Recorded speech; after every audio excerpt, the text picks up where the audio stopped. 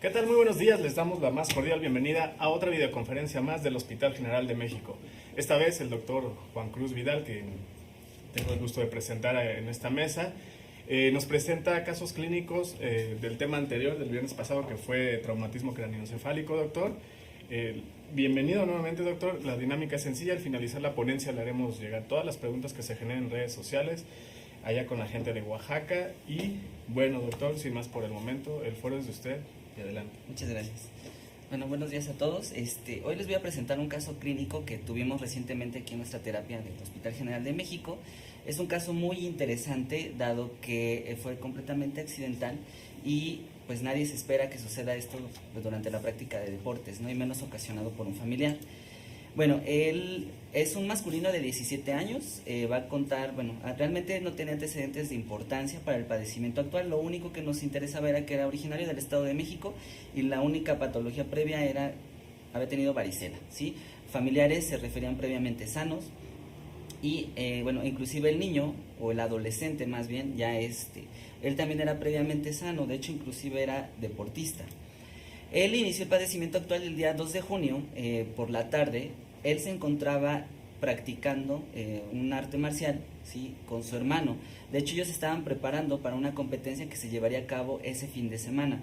De forma accidental, el hermano pues lo golpea, le da una patada en la cabeza en 2 ocasiones. La primera vez perdió el estado de alerta transitoriamente, hubo una recuperación espontánea y posteriormente le da otro nuevo golpe donde ya no hubo recuperación. Llamaron a servicios de emergencia, llamaron a los familiares. Sin embargo, servicios de emergencia pues no asistió al paciente y por parte de los familiares lo llevan a su hospital más cercano. Les repito, él es originario del Estado de México, la región oriente, ¿sí? Lo llevaron a su hospital más cercano perteneciente al municipio de Chimalhuacán. De ahí le refirieron no contar con insumos para su atención y tampoco con personal, por lo cual deciden mandarlo a otro hospital cercano, que también es un hospital regional. Sin embargo, recibe la misma respuesta. Aparentemente solamente lo valoró un médico general, le dijo que no tenían los insumos ni el personal y decidieron mandarlo a otra unidad hospitalaria ya de la Ciudad de México. Él pasó por el hospital, un hospital reconocido también de la zona oriente que atiende, predominantemente traumatismo. Sin embargo, recibió la misma indicación, por lo cual, por sus propios medios, llegan aquí con nosotros al Hospital General de México. Esto pasó en el transcurso aproximadamente de 12 horas. Fue un tiempo muy valioso para la evolución del paciente. Cuando llega con nosotros, llega al servicio de urgencias. Es un adolescente, ya tiene 17 años, prácticamente es un adulto. En el servicio de urgencias solicitan valoración por parte de pediatría. Tan solo el traslado del pasillo de urgencias con nosotros, pues sí se llevan algunos minutos. Cuando el niño llega al servicio de urgencias adultos, ya llegaba con un Glasgow de 8, ¿sí? Cuando lo ven en el servicio de urgencias pediatría, se deterioró y ya tiene un Glasgow de 6, ¿sí? ¿Qué sucedió después? Bueno, ante el deterioro del Glasgow, que es lo primero que teníamos que hacer, como vimos el tema previo, teníamos que asegurar la vía aérea. Si tenía un deterioro neurológico importante, no tenía un patrón respiratorio adecuado, por lo cual se aseguró la vía aérea. Esto bajo secuencia rápida de intubación, que ya lo habíamos abordado previamente. ¿Qué medicamentos se utilizaron para la secuencia rápida? Se utilizó midazolam, fentanil y becuronio. Una vez asegurada la vía aérea, se procedió a la estabilización del paciente y se pasaron soluciones isotónicas. En este caso fueron solución Hartmann.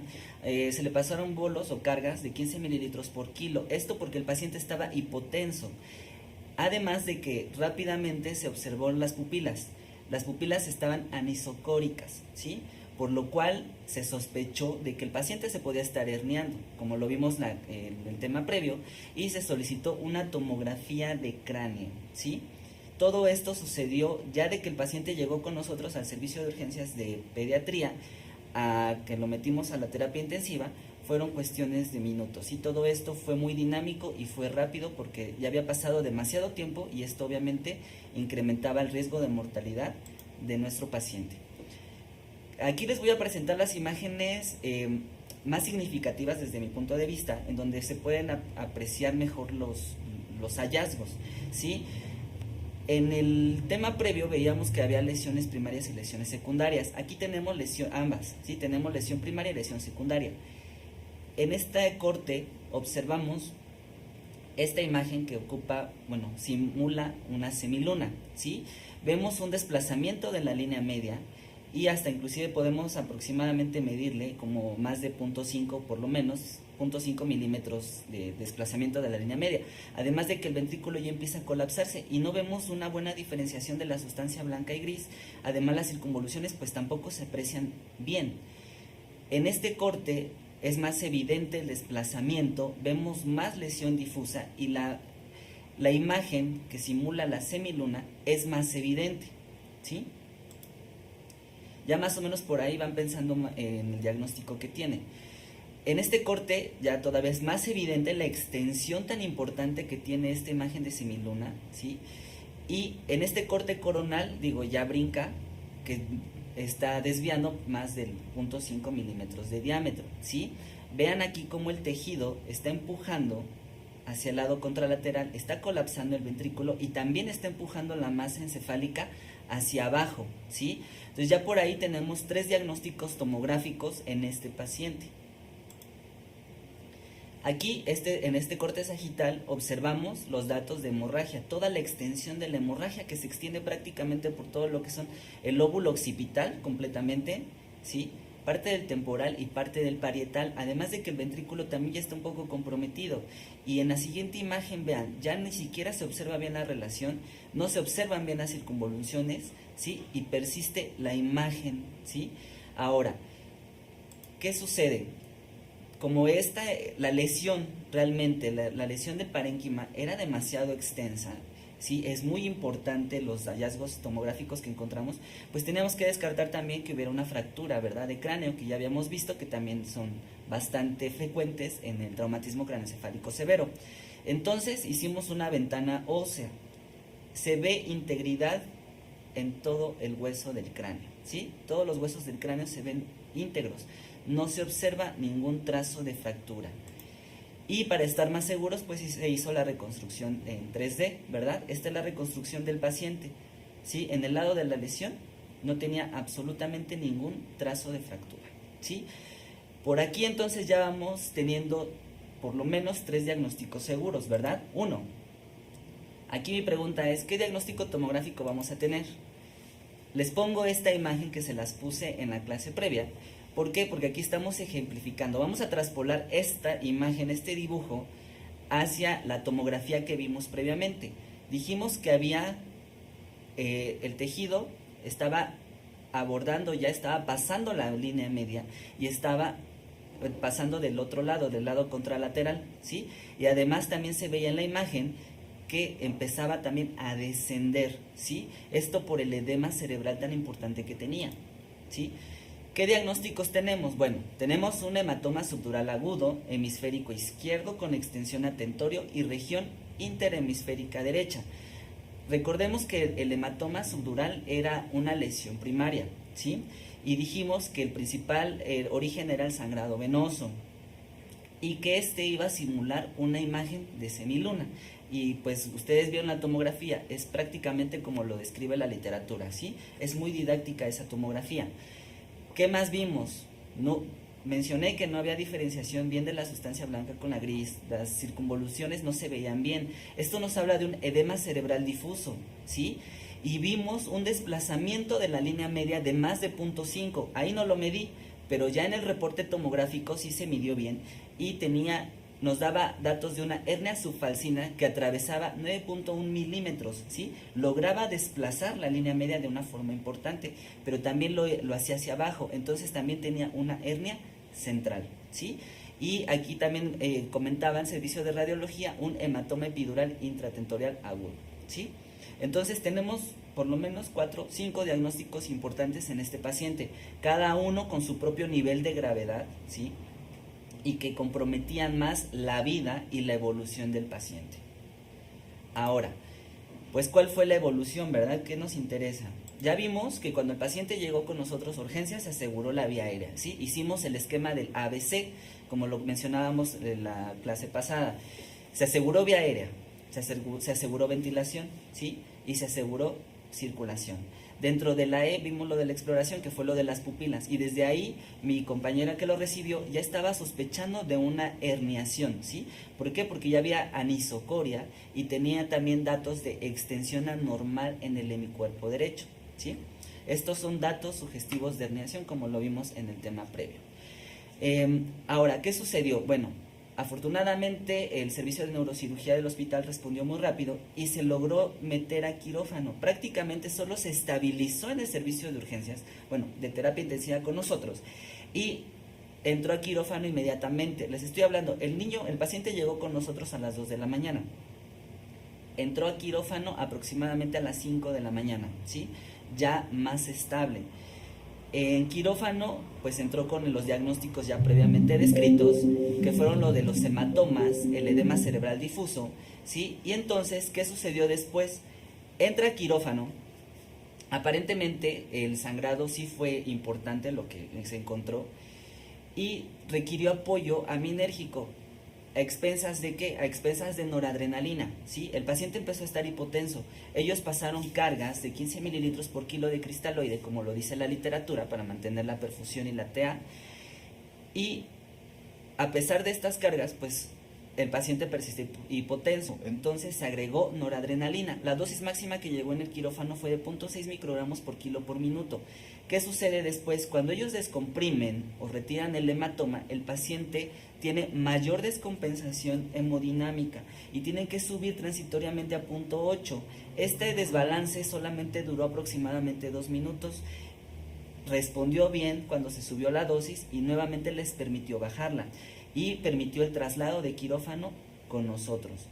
También se transfundieron concentrados eritrocitarios por el sangrado, ¿sí? Se contaba aproximadamente de 1 litro de sangrado, ¿sí? Durante la cirugía. ¿Qué más nos interesó aquí durante el evento quirúrgico? Aparte de lo hemodinámico, pues era lo esperado realmente. En cuanto los doctores de neurocirugía descomprimen la masa cerebral y esta tiene una reexpansión, todas esas estructuras que estaban alteradas pues también tienen repercusión hemodinámica que se manifestó con bradicardia y la hipotensión, ¿sí? Cuando llega con nosotros al servicio ya de terapia intensiva, con nosotros permite una progresión muy rápida, ¿sí? En cuanto al nivel hemodinámico, que ahorita les vamos a comentar, ¿sí?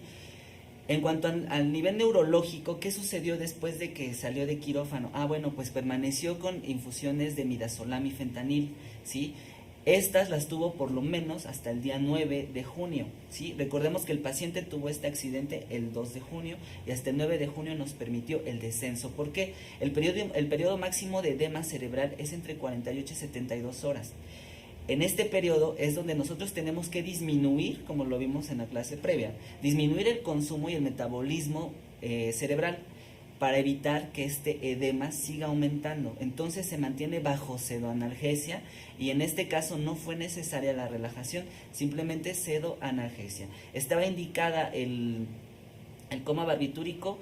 Sí, dentro de las medidas. Sin embargo, en este momento no contábamos con medicamento, que era el tiopental, ¿sí? Sin embargo, nos permitió una muy buena evolución y mantenimiento con infusiones de midazolam a dosis altas, ¿sí? ¿Qué más se optimizó? En el tema previo mencionábamos que la analgesia siempre debe de ser básica. A pesar de que estaba con con fentanil, que es un medicamento opioide, son medicamentos de alto poder analgésico, también se optimizó con un AINE, aunque no era un paracetamol, metamizol, inclusive por momentos con ketorolaco. Sí, afortunadamente dentro de la evolución del paciente no presentó crisis convulsivas o movimientos anormales. ¿Qué fue lo que sí nos entorpeció la evolución? Ya vimos que las lesiones eran demasiado extensas, muy importantes. Entonces, obviamente, eso iba a ser proporcional al nivel de secuelas que tuviera el paciente. ¿Qué nos costó mucho trabajo? Lograr despertarlo. El paciente prácticamente pasó una semana, semana y media sin medicamento, pasar el tiempo máximo de eliminación de los medicamentos. Sin embargo, él no tenía ninguna respuesta, ¿sí? Después de una semana el paciente empezó a tener ya respuesta pupilar, sin embargo estaba anisocórico, ¿sí? En algún momento se pensó que pudiera haber llegado a resangrar, sin embargo no hubo ningún dato de sangrado. se le tomó una tomografía de control, la cual se veía prácticamente igual. ¿Qué sucede después? El paciente empieza ya a tener respuesta al estímulo tanto luminoso como al estímulo doloroso, e intenta ya inclusive él comunicarse, o por lo menos nosotros hablábamos con él y él trataba de comunicarse por medio de parpadeo y movimiento, sobre todo del hemicuerpo derecho, ¿sí? Ya empezaba a haber una respuesta. ¿Qué pasó a nivel cardiovascular? Bueno, como les comento, el paciente requirió apoyo vasopresor con noradrenalina, la cual le pudimos retirar hasta el día 11. ¿Por qué? Dentro de las complicaciones del edema cerebral severo, pues también están las disautonomías, y estas disautonomías, de repente el paciente se hipotensaba, sobre todo en los primeros 3 días de forma súbita, y teníamos que incrementar el apoyo del vasopresor. Después de que pasa el periodo máximo de edema, nos permite ir disminuyendo considerablemente el apoyo del vasopresor hasta que se logra suspender definitivamente el día 11 sin ninguna repercusión hemodinámica. Durante su estancia requirió otro apoyo de algún otro inotrópico, que fue la milrinona, porque en algún momento el paciente, con la redistribución de líquidos por la reanimación hídrica durante el quirófano, empezó a hacer un poco de falla cardíaca. Entonces se le apoyó con el inotrópico, que fue la milrinona. Realmente solamente la tuvo durante 48 horas y se suspendió sin ninguna repercusión hemodinámica. El paciente tuvo una muy buena evolución a nivel cardiovascular. A la exploración los ruidos cardíacos estaban normales, mantuvo frecuencia cardíaca normal, presión normal, y se logró, insisto, la suspensión de los apoyos vasopresor e inotrópico. De todas formas, se le transfundieron concentrados eritrocitarios y plaquetarios, esto para optimizar pues la volemia y optimizar el transporte de oxígeno. ¿Qué más sucedió a nivel cardiovascular? Bueno, él ya no tuvo ningún dato de sangrado a ningún nivel, entonces se decidió ya empezar a despertar, ¿sí? ¿Qué sucede a nivel ventilatorio? Como ya lo mencionamos, el paciente requirió apoyo ventilatorio bajo secuencia rápida de intubación. Quedamos la clase pasada que lo que las guías internacionales nos recomiendan es el uso de tomidato, ¿sí?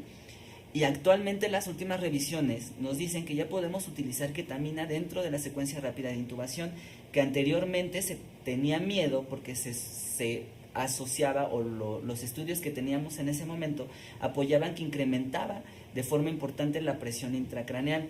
Sin embargo, las últimas revisiones dicen que no, y que aparte, bajo las condiciones hemodinámicas en las que llega el paciente, que son inestables, en un TC severo, la ketamina nos ayuda a mantener presiones de perfusión cerebral adecuadas. Entonces, la ketamina no está contraindicado en la secuencia rápida de intubación para un traumatismo craneoencefálico severo como se pensaba antes. Bueno, como todo trauma, se optimizan los niveles ventilatorios, se le deja ciclado normal para la edad, presiones normales o volumen normales para la edad y con FiO2 al 100%, porque necesitamos optimizar el transporte y consumo de oxígeno. ¿Qué sucede después? El paciente va evolucionando bien porque en realidad no tuvo ningún problema ventilatorio, solamente se le intubó para asegurar esa vía aérea, porque no tenía ni buen patrón respiratorio y no tenía los reflejos protectores de vía aérea, que ya habíamos hablado de ellos, ¿sí? Nos permite una buena evolución y conforme lo vamos despertando, nos permite progresión ventilatoria a fases ya de destete, ¿sí? Cuando lo cambiamos a SIMB, observamos que él empieza con ventilaciones espontáneas. Lo retamos y tratamos de pasarlo a CPAP con presión soporte, continuando con la fase de destete. Lo tolera de forma adecuada. Cabe mencionar que por las secuelas neurológicas tan importantes que tenía el paciente, realmente el riesgo de traqueostomía era muy alto. Inclusive se le había planteado ya a los familiares el requerimiento de traqueostomía y de gastrostomía para asegurar a este paciente. Sin embargo, les repito, el paciente evolucionó muy bien, mantenía buenas ventilaciones y se intentó la extubación programada. ¿Qué sucedió después? Observamos que conservaba los reflejos protectores de vía aérea, entonces por eso decidimos dejarlo sin traqueostomía. Él tenía ya buen reflejo de tos, inclusive lograba expectorar o deglutir gran parte de las secreciones, ¿sí? ¿Qué sucede? Lo pasamos con tienda facial, ¿sí? Se quedó inicialmente con una FiO2 con al 98%, después le fuimos bajando hasta que se logra mantener en un 35%, manteniendo oximetrías de pulso superiores al 95%, por lo cual se decide dejar nada más con dispositivo de oxigenoterapia. Y a la exploración que encontramos que el paciente nunca tuvo dificultad respiratoria posterior a la extubación, se escuchaba con buen murmullo vesicular bilateral y realmente no encontramos ninguna contraindicación o algo que nos entorpeciera o nos hubiera hecho una causa de extubación fallida. ¿Qué sucede en cuanto a lo gastrometabólico? En el tema previo comentábamos que no hay ninguna contraindicación para que el paciente coma siempre y cuando no esté chocado, ¿sí? En este caso nosotros intentamos darle de comer. Tolera los primeros días, tolera una dieta polimérica. Sin embargo, de forma repentina comienza con distensión abdominal aproximadamente por el día 7 de junio. Comienza con distensión abdominal, ¿sí? Y comienza ahora con gasto a través de la sonda orogástrica. Se le toman laboratorios de control. ¿Y qué fue el hallazgo? Se encontró una lipasa en 178, 179, lo cual nos sugería pues algún dato de pancreatitis. Con él el dolor pues no era valorable por el estado neurológico. Sin embargo hubo una elevación de las enzimas pancreáticas y hubo distensión abdominal. Recordemos que también la pancreatitis se asocia con náusea, distensión abdominal y el dolor abdominal, que es lo que siempre debe de persistir para el diagnóstico de pancreatitis. Entonces, ante la sospecha decidimos dejarlo en ayuno transitorio. El ayuno duró aproximadamente entre 3 a 5 días. ¿Por qué? Porque también continuaba con gasto biliar a través de la sonda. Entonces esto ya no nos hablaba de una adecuada tolerancia. Después se logra negativizar ese gasto biliar y se le reinicia con fórmula polimérica de nuevo, tolerando bien, inclusive volúmenes altos, por lo cual ya se decide iniciar la dieta licuada y se le dejan aportes de 1800 calorías hasta que alcanza las 2500 kilocalorías, ¿sí? ¿Qué le encontramos a la exploración? Bueno, el abdomen estuvo blandito, depresible, con buena peristalsis, inclusive comenzó a evacuar. Realmente la tolerancia ya fue adecuada por parte del paciente y se le tomaron laboratorios de control en donde tanto enzimas pancreáticas como hepáticas se normalizaron, ¿sí?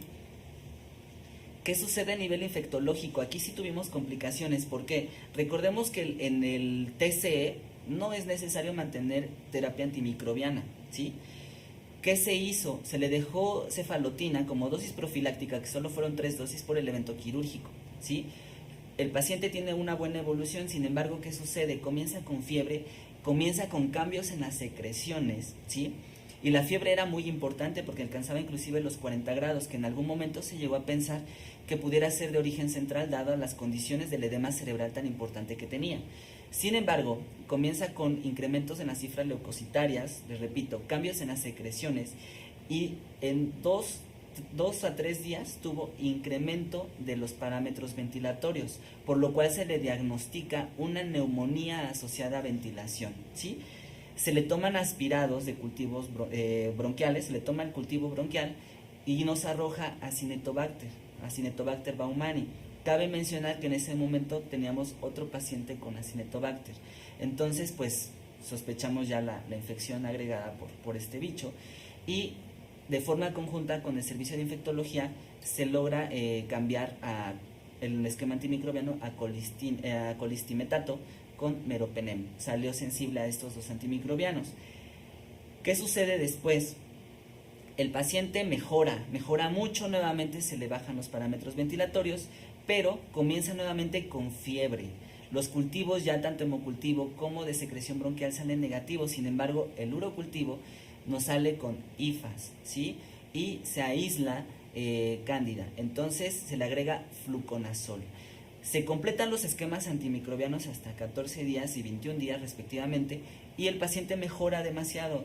Se le toman cultivos de control con paraclínicos, biometría hemática, procalcitoninas, las cuales ya salen negativas, y el paciente ya no tenía ningún dato o evidencia de infección, ni clínica ni por laboratorios, ¿sí?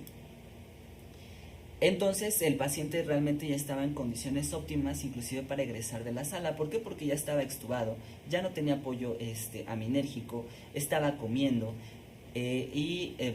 ya no tenía datos de infección. No había ningún dato que comprometiera en este momento la vida o que requiriera más de cuidados intensivos. ¿Qué se hizo de forma conjunta? Les repito, dadas las condiciones por las que se llevó este traumatismo, También se le dio apoyo familiar por parte de psicología, ¿sí? Y también lo vio rehabilitación. ¿Por qué? Porque les repito, las secuelas son muy importantes. Entonces, desde un inicio, en cuanto el paciente estuvo estable, se comenzó con terapia de rehabilitación. Como les mencioné previamente, tomamos una tomografía de control. La tomografía de control es esta que les estoy presentando. ¿Qué observamos? Bueno, aquí ya se observa discretamente la desviación de la línea media, aunque persiste, pero ya no es tan importante, ya no hay datos de una herniación, ¿sí?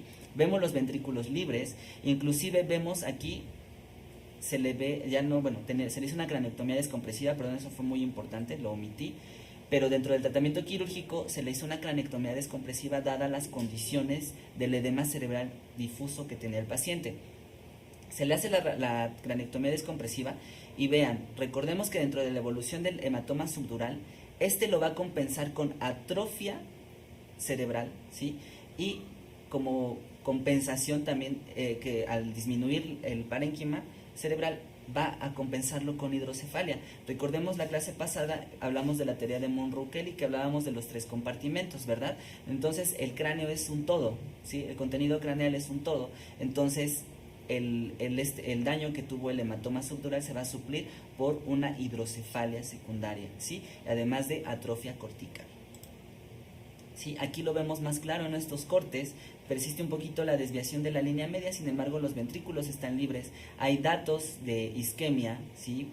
Posterior, y también aquí observamos la hidrocefalia secundaria. Inclusive vean, en este corte observamos los ventrículos de mayor tamaño que son secundarios a la misma hidrocefalia, ¿sí? Aquí vemos, ¿sí? Ya hay diferenciación, inclusive hay un poco de desviación todavía de la línea media, pero persiste la hidrocefalia compensada aquí, ¿sí? Y aquí en el corte sagital observamos también cambios en las densidades. Los datos también eran sugestivos de zonas de isquemia y zonas de hemorragia, como lo tuvo el paciente, ¿sí? Pero esto ya era de forma, pues, crónica, ¿sí?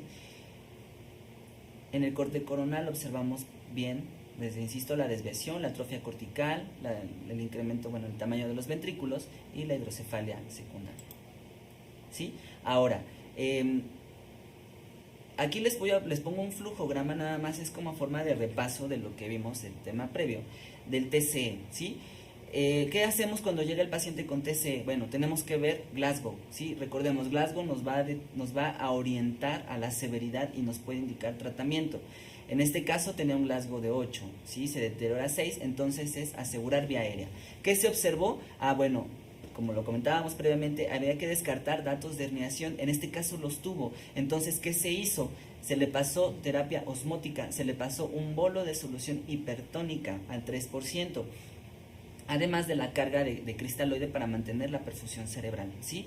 Se intuba bajo secuencia rápida de intubación y se realiza la tomografía, que es en donde observamos el edema. El edema importante, la hemorragia, se retrae el hematoma, pero este paciente neurocirugía consideró candidato para hacer craneectomía descompresiva, afortunadamente, que fue lo que ayudó a que el paciente lograra sobrevivir a este evento tan catastrófico, ¿sí?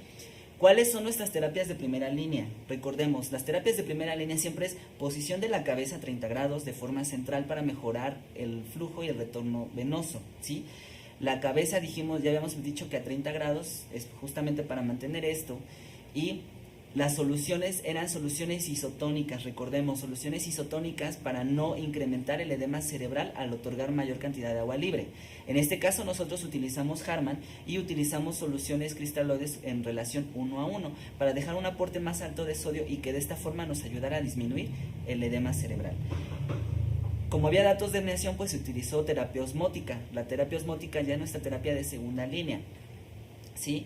Se pasó terapia osmótica, se dejó concentrado de sodio al 3% y hubo necesidad en un momento agudo, regresando de quirófano, de pasarle manitol. ¿Por qué? Porque persistía con los datos de herniación. Ya vimos que tenía una hernia subfalcina y una hernia central. Se le pasa el bolo de manitol y se deja la infusión de terapia al 3%.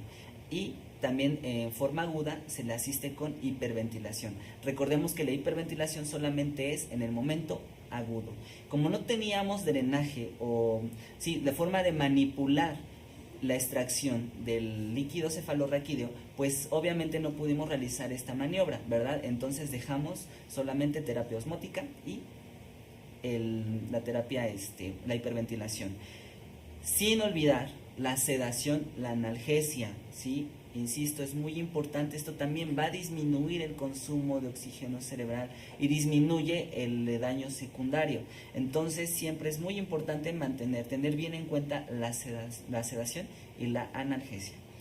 ¿Cuál es nuestra última línea? Bueno, pues ya habíamos visto que la última línea era la cranectomía descompresiva. Sin embargo, aquí, dadas las condiciones de que el paciente ya llegó herniado, era necesaria la cranectomía desde un inicio, ¿sí? Además del drenaje de los hematomas. Entonces, realmente este caso fue muy rápido. Decidí elegirlo porque es muy didáctica. Bueno, para nosotros como médicos esto es muy didáctico, ¿verdad? Las imágenes, sin embargo, para el paciente fue muy catastrófico. Afortunadamente, dentro de esta evolución y de este traumatismo tan severo, el paciente se mantiene vivo, está en terapia de rehabilitación y aparentemente, bueno, va a seguir trabajando mucho en rehabilitación con él, y los padres, que es lo principal, están apoyando para la evolución de su hijo, ¿sí? Esto va a ser, recordemos que entre más grande requiere más tiempo de rehabilitación, va a quedar muy escuelado, sí, pero el paciente está vivo para tranquilidad de los papás, ¿sí? Obteniendo la mejor calidad de vida posible para él, y pues se va a intentar que en algún momento logre recuperar una vida pues lo más funcional que se pueda, ¿sí? Doctor, en este caso que usted expuso, ¿cuáles vendrían siendo las secuelas más comunes que presentan? Las secuelas más comunes en este caso son las hemiparesias, ¿sí?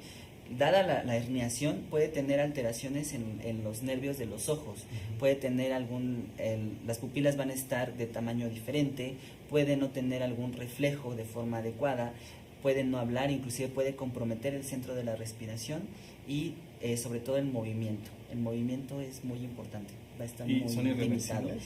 Sí, son como tal, sí son irreversibles, porque la lesión ya está ahí, ¿sí? A pesar de que se hace lo óptimo para tratar de disminuir vamos a decirlo, disminuir el daño. Desgraciadamente el daño por el tiempo que pasó, que transcurrió, que prácticamente fueron 12 horas en lo que llegó con nosotros, que se atendió realmente, ese tiempo era vital para el paciente. Si se hubiera atendido desde un inicio, el pronóstico hubiera sido completamente diferente, ¿sí? Ahora, esto se puede tratar, insisto, con rehabilitación. Rehabilitación va a tratar de, ahora sí que reintegrarlo a que mantenga funciones normales, inclusive llegue a valerse por sí mismo, que es a lo más que podría aspirar este paciente, ¿sí? Ok, doctor, muchísimas gracias. Vamos a abrir el micrófono para la gente de Oaxaca. Oaxaca, muy buenos días.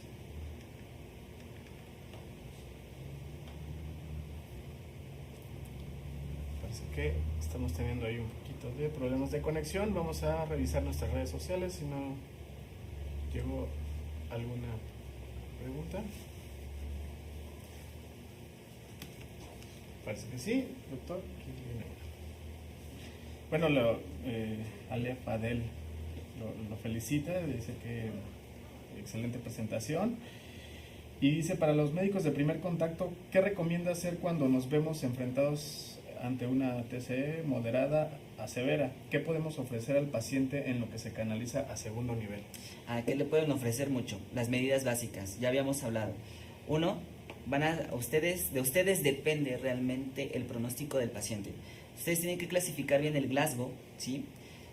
Insisto, si el paciente no ventila, tiene deterioro neurológico, tienen que intubarlo. Ustedes asegurando la vía aérea, dejando un aporte adecuado de líquidos, que repito, los líquidos en el paciente con traumatismo craneoencefálico moderado y severo no se restringen, se dejan normales, es decir, de 1500 a 1800 mililitros por metro cuadrado día, ¿sí?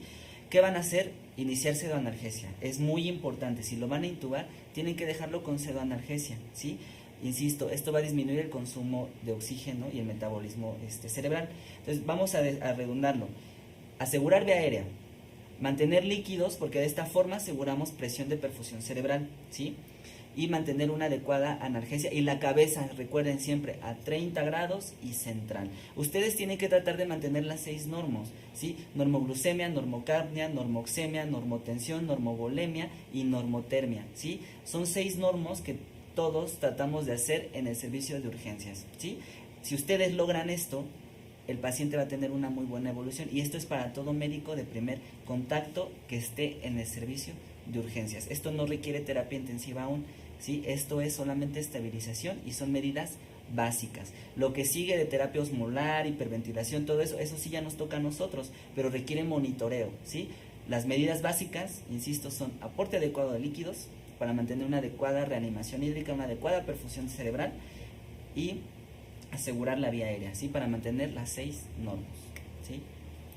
Doctor, muchísimas gracias. Parece que son todas las preguntas. Agradecemos a toda la gente que nos está siguiendo. Hay bastantes viewers, doctor. Y bueno, nos despedimos ya de esta serie de videoconferencias. Doctor, ¿quiere agregar algo ya para finalizar? Pues no, realmente nada más que no tengan miedo, ¿sí? Y insisto, hay que repasar la valoración neurológica y no es necesario que nos sepamos Glasgow de memoria. Si no nos lo sabemos, por lo menos tener ahí una hoja en el momento en que la pueda revisar yo rápidamente, porque de eso depende la vida y el pronóstico de mi paciente, y no batear a los pacientes, de verdad. Esto es tiempo dependiente. Entre más rápido se atienda, lo estabilizo yo, aunque no tenga los suficientes recursos o una terapia intensiva, trato de estabilizarlo y ahora sí, entonces lo canalizo a un tercer nivel o alguien que tenga algo más que ofrecerle, ¿sí? Pero no los dejen vagar, esto es tiempo dependiente, ¿sí? Tiene que ser inmediato.